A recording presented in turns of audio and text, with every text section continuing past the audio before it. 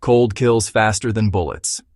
That truth stalked Cold War battlefields, frozen borders, and sleepless night watches where soldiers shivered long before they ever fired a shot.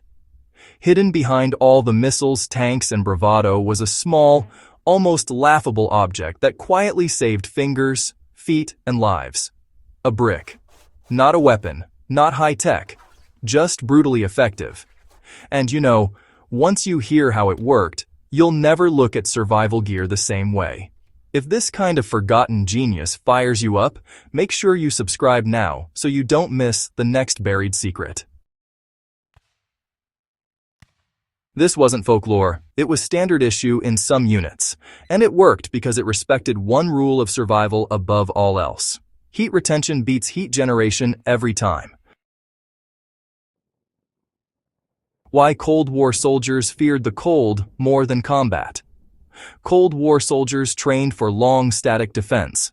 Endless hours in bunkers, foxholes, guard posts, and observation points. Movement was minimal. Fires were forbidden. Engines stayed off. Any visible smoke or thermal signature could invite artillery or airstrikes. Staying warm wasn't comfort. It was discipline and survival. Frostbite crippled armies long before modern warfare. Numb fingers can't load rifles. Frozen feet end patrols. Hypothermia kills silently. The military needed warmth without light, smoke, or sound. And that's where the heating brick entered the picture. The simple science that made the brick unstoppable. The heating brick was usually a dense ceramic or clay block, sometimes concrete, sometimes purpose-made. The magic wasn't the material alone, it was thermal mass. You heat a dense object, and it stores energy, a lot of it, slowly, evenly. Then it releases that heat over hours. No flame, no noise, no smoke, just steady warmth bleeding back into the cold. Soldiers would heat these bricks near stoves, field kitchens, or controlled fires during safe windows. Once hot, the brick was wrapped in cloth or canvas and carried to posts or sleeping areas. That stored heat could last through an entire watch or a full sleep cycle. So here's how soldiers actually use the heating brick.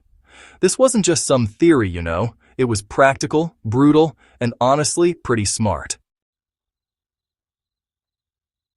At night, a heated brick would go into a sleeping bag, right near the core or down by the feet. That one block could raise the internal temperature just enough to prevent dangerous heat loss. In observation posts, soldiers tucked those bricks under their coats or placed them near their hands to keep circulation alive. And when they paused on patrol, they'd rotate bricks between men, almost like currency. The brick didn't make you sweat, and it didn't burn out fast. What it really did was stabilize body heat. That's the key difference, right there. Survival isn't about feeling warm. It's about not losing heat faster than your body can replace it. It's interesting how modern survivalists often overlook this old trick. In today's prepping world, folks just love their gadgets. Rechargeable heaters, chemical warmers, battery-powered everything. There's always something new. But honestly, most of it just fails when you're dealing with real conditions. Batteries, well, they drain fast in the cold. Electronics, they break down, and chemical warmers, they expire and you can't reuse them. But the heating brick? It doesn't care about any of that. It works just as well in 1955 as it does today. And here's the thing, you don't need any special materials either. Any dense, dry object can do the job. Bricks, stones, clay tiles, even thick metal slabs. Just make sure to heat them safely, wrap them up properly, and use them with a bit of common sense. Cold War soldiers trusted this because, well, it was predictable, and predictability is gold in survival. Why this method stayed quiet? The heating brick wasn't glamorous. It didn't sell weapon systems. It didn't win headlines. It was passed down quietly through field manuals and experience. There was also no reason to advertise it. Every army knew the principle. Some just executed it better. The brick didn't belong to a doctrine. It belonged to reality. And that's why it still matters. Lessons modern preparedness can steal outright.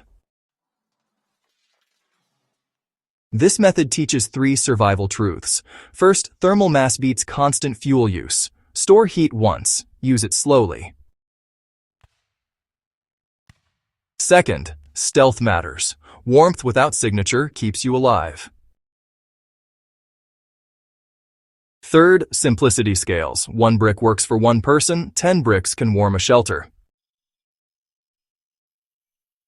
Cold War soldiers didn't want convenience. They wanted reliability, and this delivered. So, let's talk about using the heating brick safely today. First off, you want to heat the brick gradually. Never place it directly in flames, since that could crack or even explode moisture-trapped material. Always wrap it up. Cloth, canvas, or even some spare clothing will do the trick. Keep it close by, but not right up against bare skin. Remember, this is all about steady warmth, not a shock of heat. When you use it correctly, it's actually safer than open flames and, honestly, more dependable than electronics. Why this secret still beats modern gear? Because, well, the cold hasn't changed, and neither has physics. You know, technology adds layers, but survival, it strips them away. The heating brick sits right at that intersection, primitive in appearance, yet sophisticated in outcome. Cold War soldiers didn't rely on it because it was old-fashioned. They relied on it because it worked when nothing else could. And honestly, that's the kind of knowledge history's survival code exists to preserve. If this episode sparked something in you, go ahead and hit subscribe and share it with someone who thinks survival is all about gadgets. The past still has teeth. And yeah, we're just getting started.